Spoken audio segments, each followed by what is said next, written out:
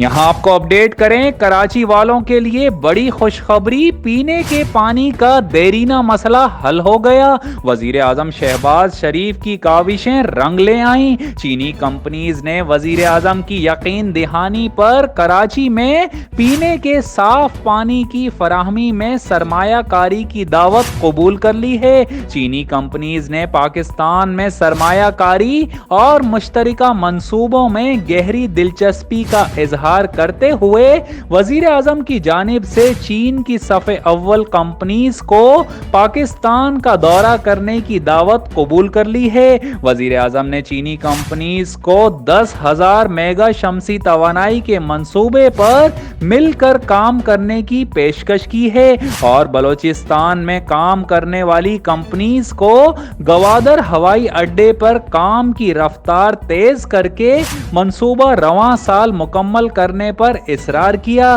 جبکہ چینی کمپنی نے وزیر اعظم کو اگلے سال کی ابتدا میں گوادر ہوائی اڈے کی تعمیر کی تکمیل کی یقین دہانی کروائی ہے۔